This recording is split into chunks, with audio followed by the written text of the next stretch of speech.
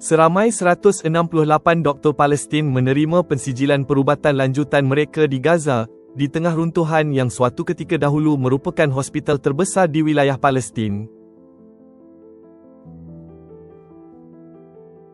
Majlis graduasi itu berlangsung Khamis lalu di hadapan bangunan yang musnah di Kompleks Perubatan Al-Shifa di Bandar Gaza.